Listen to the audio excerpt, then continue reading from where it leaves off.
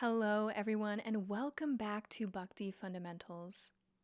Today we return with our next question and answer session. How do I supplement my current religion and/or religious practices with Bhakti Yoga?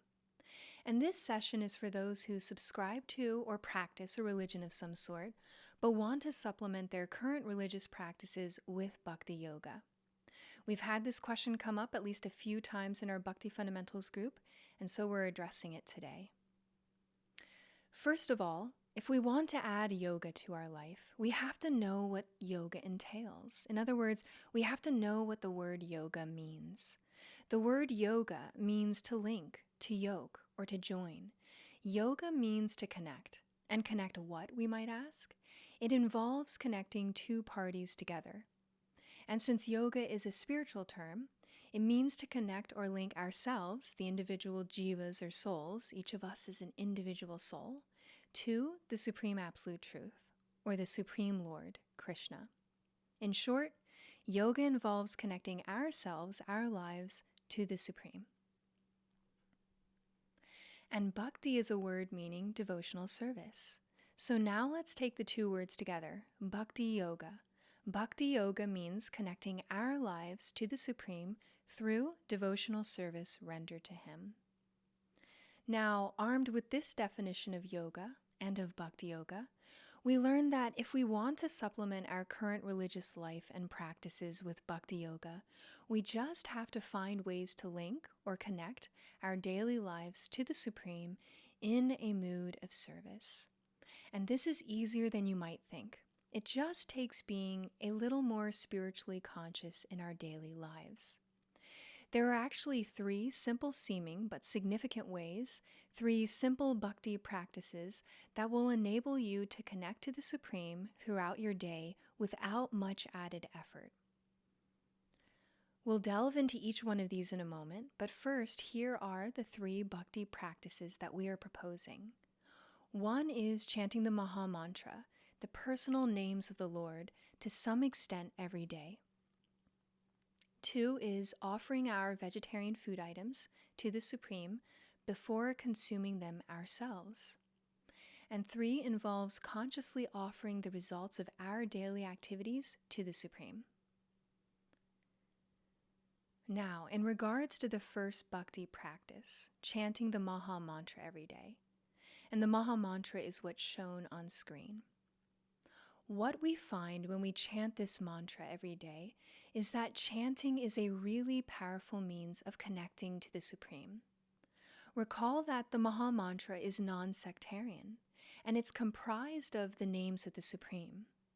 No matter what religion we subscribe to, chanting this mantra puts us into direct contact with the Supreme and helps us to perceive our relationship with Him more and more over time. What's more, Krishna reciprocates with us as we try to connect with Him. Srila Prabhupada would say that if we take one step toward Krishna, He takes 10 toward us. Krishna Himself says in the Gita, in chapter 4, verse 11, "As all surrender unto me, I reward them accordingly." In this verse, Krishna reminds us that we're never alone as we go about spiritual life. Krishna resides in our hearts as Paramatma, as Supersoul, accompanying us at every turn in life and hearing our innermost desires. And as soon as we turn toward Him and try to connect with Him, Krishna as Paramatma facilitates our connecting with Him more and more. When we speak Krishna's names while chanting the Maha Mantra, He hears us calling out to Him and reciprocates with us by giving us knowledge of Himself from within our hearts and by pointing us in the direction of those who can teach us more about Him. The Supreme always reciprocates with our desire to know Him better. And chanting doesn't have to take up much time in our day. I was speaking to one family member who started chanting about 7 months ago now, and now she chants the Maha Mantra for 20 minutes a day. In one conversation with her, she was noting to me how chanting for 20 minutes a day seems like such a small amount of time to spend in direct connection with the Supreme. Of course, the good news is we can always chant more. But the point here is also that whether you chant for 5, 10, 15, 20 minutes or more per day, you will benefit spiritually, and Krishna will reciprocate with your attempt to connect with him. Now, number 2 on our list involves offering our vegetarian food items to the Supreme. Let's face it, we all have to eat daily. Since eating is inevitable, why not make it a spiritual practice? Why not make cooking and eating an opportunity to remember the Supreme? Indeed, this is a powerful bhakti practice. By spiritualizing the way we cook and eat, we can link our eating to Krishna, transforming an otherwise mundane activity into a devotional one. So how do we do this? How do we spiritualize eating and cooking? Firstly, in Bhakti Yoga, we practice ahimsa, non-violence to other living entities.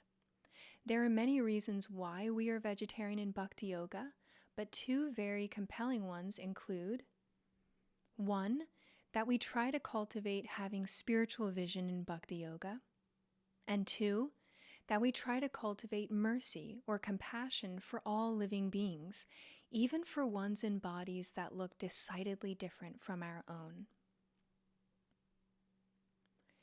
The very first lesson that we learn in spiritual life and from the Bhagavad Gita is that we are not our material bodies or our material minds. Instead, we are the spirit soul, or jiva or atma, within these material bodies. This knowledge falls under the category of jiva tattva, the nature of the living entity. But jiva tattva does not only refer to the jivas or souls in human bodies, it extends to all living beings. Every single animal we see is actually a jiva inside of an animal body. Now, even if you don't accept this right now, we propose trying to be vegetarian for a week. It won't hurt you to do so, or anyone else, including the animals. Practicing compassion toward other living entities only adds to our lives and enables us to have the spiritual vision that every living being in this world is an individual soul residing in a certain material body. In the Gita, chapter 5, verse 18, Krishna says, "The humble sages, by virtue of true knowledge, see with equal vision a learned and gentle brahmana, or a saintly person, a cow, an elephant, and a dog." This is saintly vision. This is spiritual vision. However, in Bhakti Yoga, we go a step further to spiritualize our diet or eating. We consciously add Krishna to our cooking process. This week, if you try out being vegetarian, or if you have, say, some fruit for breakfast, when you are cutting up the fruit or otherwise preparing a vegetarian meal for yourself and your family, try to remember Krishna while you do so. How? Firstly, by cultivating awareness and gratitude that our food items actually come from the Supreme Lord, who is the source of all that be. And 2, by approaching cooking as cooking for Krishna. This means to try cooking with the mindset that you are preparing a meal for the Lord Himself. Doing this, spiritualizing our meals, has wonderful spiritual rewards.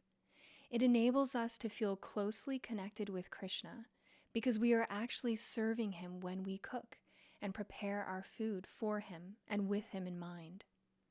And service creates intimacy. When we first start out cooking for the Supreme, we're perhaps doing it more in the mood of duty. However, eventually, as we make strides toward connecting to Krishna more and more, that sense of duty in our service to Him transforms into real love for Him. And developing love for the Lord through devotional service is the end goal of Bhakti Yoga. And what's nice is that spiritualizing our meals only requires a shift in our consciousness. We have to eat anyway, so why not spiritualize these 3 critical times of our day: breakfast, lunch, and dinner? Now, there's one more step for spiritualizing our meal, which also doesn't take much effort on our part, and that is consciously offering the food we have cooked to Krishna. When we finish preparing our vegetarian meal, we consciously offer it to the Lord before we taste any of it. We can always adjust salt and things like that later. This conscious offering process at the end of cooking purifies the whole act of cooking, and the offering prayer that we make can be as simple as something along the lines of, Krishna, I have made this meal with you in mind and with as much love as I can muster, and I hope that you accept this offering and are pleased with it. And guess what? When we make this offering of our food, it's really for our purification. Krishna, the Supreme, doesn't require the food we make in order to exist, but we require food for our material bodies to go on existing. And when we offer our food to Krishna, He accepts our love and devotion, our thoughtfulness in cooking for Him. In return, we are purified, and the food is also purified and sanctified. Such is Krishna's mercy. And in fact, this sanctified food is called prasadam, a word meaning mercy. In the Gita, Krishna says in chapter 9, verse 26, if one offers me with love and devotion a leaf, a flower, a fruit, or water, I will accept it. Now lastly, number 3 on our list involved offering the results of our daily activities to Krishna. We do so much in our daily lives, tasks for our work or career, doing dishes and laundry, watering the plants in our garden, taking care of our family members, etc. Since our daily activities naturally take up most of our day, consciously connecting them to Krishna will spiritualize our whole day practically. Doing so will also enable us to remember Krishna's presence in our daily lives. How do we offer the results of our activities to Krishna? Well, firstly, we try to perform our activities with Krishna in mind. Just like with cooking for Krishna, we try to approach our daily activities as if we're doing them for Krishna. We all have to work or fold clothes or clean house anyway, so why not think of our career work as being done for the Lord? And why not think of our house as Krishna's house also? This is the yogic approach. This is the Bhakti Yoga approach. After all, everything we see in this world is Krishna's energy. Krishna doesn't just reside in holy places, He resides in our hearts as Paramatma. And we can also invite Him into our homes. If we see our house as Krishna's house, then all the cleaning that we do, or all the laundry, or all the maintenance for our yard becomes service to the Supreme. And don't worry if while carrying out the work you do for your day job, if you find it difficult to consciously remember the Supreme, that's okay. We want to serve Krishna to the best of our ability, so when we focus on our work and do a nice job on it, we can view this as doing our best at our job for Krishna. And then what we can do is consciously offer the results of that work to Krishna. For instance, one result of our day job is money, and money can be employed in Krishna's service. When it is, we are literally offering the result of our career work to Krishna. For instance, money buys us our grocery items, and we can use our grocery items to cook for Krishna. We can use our money to buy spiritual books like the Bhagavad Gita. We also spend money on our home maintenance and our cars and our laptops, which we can remember all come from Krishna. We can think of our houses and cars and other belongings as belonging to Krishna also. To this point, the first verse of the Sri Ishopanishad, a Vedic spiritual text that Srila Prabhupada translated and that describes Krishna, declares, everything animate or inanimate that is within the universe is controlled and owned by the Lord. One should therefore accept only those things necessary for himself, which are set aside as his quota, and one should not accept other things, knowing well to whom they belong. If we simply remember this alone, that everything in our lives, including our talents and abilities, the people in our lives, our belongings, etc., that they all come from Krishna, then it becomes easier to remember Krishna as we go about our daily lives. However, if it's difficult to do this at first, it may be easier to make a mental list at the end of the day and consciously say something like, Krishna, today I did these tasks at my job and went grocery shopping, and I hope to use the results of these activities in your service somehow. Even remembering Krishna just at the end of the night like this is a good start. And over time, what we'll find is that it becomes easier and easier to think of Krishna as we go about our daily activities, because he also reciprocates with our desire to remember him, and then he prompts us from within to remember him. Now, to conclude this session, if we connect our daily lives to Krishna in these 3 simple ways, we will feel the spiritual transformation in our lives. We will feel connected to the Supreme Lord. This is what yoga is meant for, and what Bhakti Yoga can do for us. It is what Bhakti Yoga can offer to our lives, daily connection to the Supreme. While the Supreme, or Krishna, resides in our hearts anyway as Paramatma, as our nearest and dearest friend, when we consciously connect our lives to him, we are intentionally welcoming him into every aspect, every corner of our lives. And he reciprocates with us and enables us to reach him more and more. Adding Bhakti Yoga to our daily lives and to whatever religious practices we may already be carrying out is a powerful way to directly connect with the Supreme, to palpably feel his presence in our lives, and to ultimately realize our relationship with him, which has always existed, and which we just need to discover. So that's all we have for today. Maybe take this week to try out these 3 simple practices and let us know about any challenges you encounter or questions you have, and we'll be happy to address them in future sessions.